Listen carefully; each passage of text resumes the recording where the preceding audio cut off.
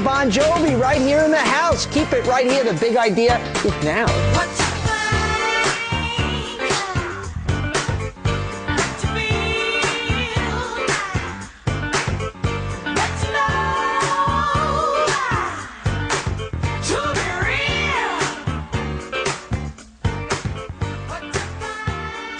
Welcome to The Big Idea. I'm Donnie Deutsch. We've got a great show tonight. Later on, a lot of Super Bowl stuff. But first up, my first guest has a passion for football and rock and roll.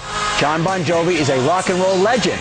He's been pumping out hits for more than 20 years. It seems everything he records goes platinum, including hit albums Slippery When Wet and New Jersey. John's been nominated for a Grammy, an Oscar, and won a Golden Globe Award. John joins me tonight to talk in the house about his successful career and his passion for arena football. He's owner of the Philadelphia Soul, one of the top teams in arena football. And I welcome the one and only Bon Jovi. How you doing, man? Thanks. Good to see you, John. Great. Thanks for coming. You know, I want to start with just a little personal anecdote when I met you that kind of just quickly showed me, A, your life and also the kind of guy you are. We were at a charity event and I was sitting next to you.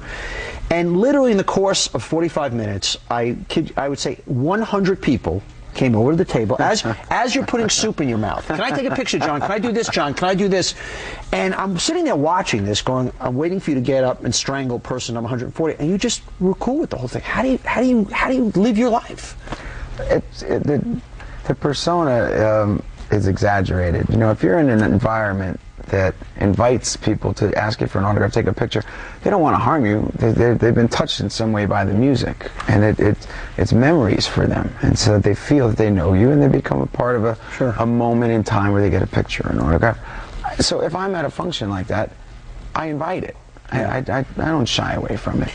But I guess therein is kind of the whole irony of your life. You know, when you think of rock and roll star, you know, on the road, crazy, and you are normal to a fault. You know, you're married to your high school sweets. I'm telling you, you're married to your high school sweetheart, 4 kids, you know, live in New Jersey, almost the complete opposite of what somebody would expect. How do you keep the normal stuff? You know that as well as anybody. That's such a cliche to think that nobody is married. You know, there's Bono, Bruce, Tyler, they're all married longer than me and have families the same as I do too. So I don't know why I get the poster child of, you know, of family. Well, I think one of the reasons you came here, I have people here, you know, nobody used to come with entourage of 20 people. You got one buddy drives you over here.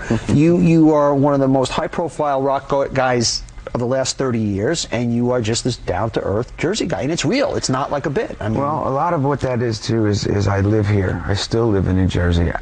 Hollywood's not for me. Right. And playing the game out there, which adds value to your ticket if you want to sell your soul. Yeah.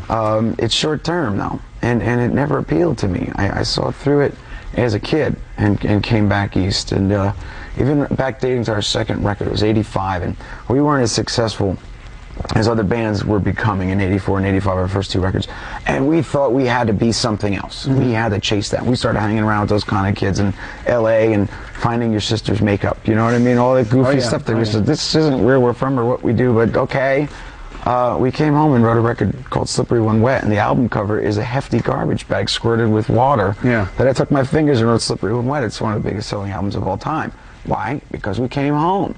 We did what we do naturally. You stay true to your brand. And going back to the dinner, the other thing that fascinated me, we're sitting, I feel like I was talking with another guy in the marketing business when I was talking to you. It was amazing. We talked music 30 seconds, great, next, and you say, okay, I'm doing these commercials and I'm selling my box sets on TV and whatnot, and I was astounded that you are a marketing guy, and that doesn't, it's not that you're not an artist. That's not a derogatory statement. You know, well, I don't know if some artists... So is Madonna. Okay, but I think some artists here, if I said that to them, they go, well, I'm an artist. And you unabashedly, when I said that to you, you go, well, thanks, man. I mean... I understand what you mean by that, and anybody who would like to slight that, and there was a period, Neil Young wrote a song, This Song's For You, and it was like, you know, the Budweiser commercial when it was not cool to get endorsements, and then it saves a Sting record with Jaguar.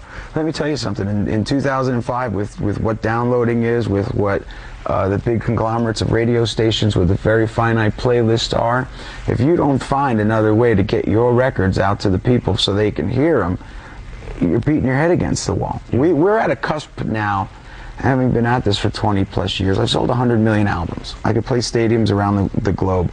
But we're in danger of becoming the Rolling Stones and the E Street Band in that you don't sell as many records as you used to, and on the radio as often, but the legacy is there. Yeah. And people are going to come and see you live because they're accustomed to that kind of a show. But that's the only way you're generating revenue is the tours. Yeah. You're saying for those guys. Well, yeah. Well, it's still a substantial amount of money you can make on the records, but it's not as much as bop, bop, bop, right. you know? But those little hot bands that are selling in the moment, probably play a room about this size at the end of the day. Speaking of the Stones, I've talked about it. It was amazing. I was at the Stones last year, and I was more fascinated with the audience, and it was kind of something sobering to me that on stage you had these 60-year-old guys running around with hair, and in the audience you had a bunch of 50-year-old guys in khakis going, you know, Mick, and it was like a freeze frame from 30 years ago that our generation will not let our heroes die.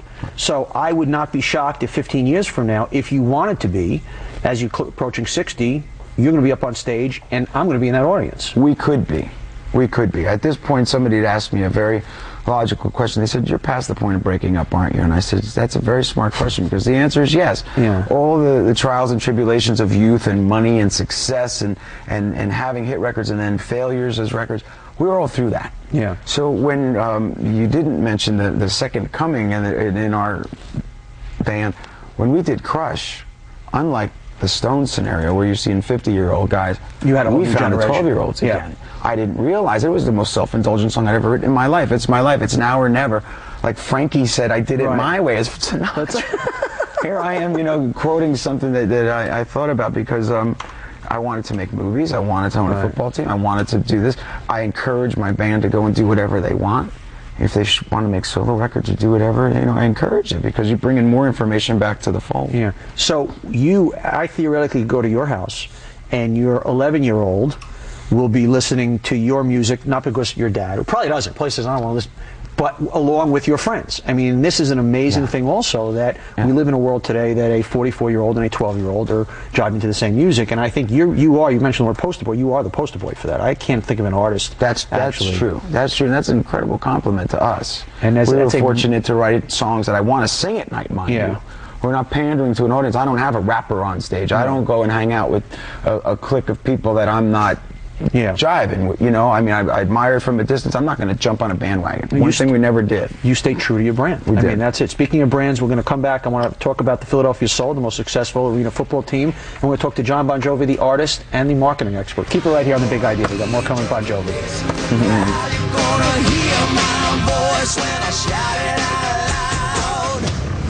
It's my life, it's now. Next week.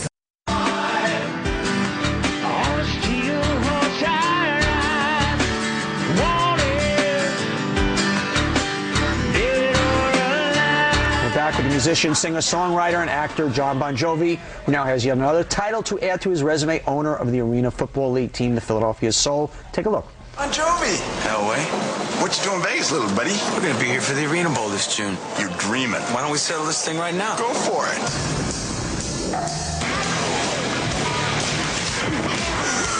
Follow the drive to Arena Bowl 19 Las Vegas. There's a rumble in the house. Hit me. There you are with Mr. Elway, who is also an owner of a team. Now, you are the CEO. You basically kind of put this team together from scratch. And I thought one of the most interesting things that I read is that you actually called Belichick to get some advice. Oh, sure. And well, give me, as we're 2 days away from the Super Bowl, what were the big kind of headlines that Mr. Belichick gave you? Well, the greatest thing that we don't have is a staff of NFL people. Like 10 of the 19 teams in our league are owned by Jerry Jones and Stan Kroenke, and they're owned by the Broncos and the Cowboys. And we don't have an affiliation, so I didn't have a personnel department. I didn't have a pair of staples. I didn't have a shoulder pad. I had an idea. And I knew that with a partner, my one and only partner, a guy named Craig Spencer, with his administrative background in real estate and my creative background, I thought that I could do something special here. So I had to ask Bill about how do I get shoulder pads? Really silly questions. It'd be like asking somebody, where do you buy guitar strings? Where do you go to the store and buy them? You know, the learning curve was quick. It was dramatic. But I saw an opportunity in the Arena League that I think it's a growing sport. If I were to own the Giants, if you had dreams, 800, 900 million, in my a few more dreams. tours before that's happened, right? What could I do differently? You couldn't market it anything. You couldn't change the uniforms. You couldn't bring in the success of the cheerleaders. league is revenue sharing. It is and what it's it a is. franchise One check, players. Boom. one check. This is what it is. Yeah. The thing about the AFL, if you look at it with the new generation of kids, my 9-year-old who plays Pop Warner Bowl, when those players are that proximity, it reminds them of a video game. It's fast. It's exciting. 50 yards, 8 on 8. It's cheap. Yeah. You can take a family of 4. You don't have to sweat having the tickets handed down through generations. You could argue that if you were constructing a league today built for the universe of today's world and market sense, this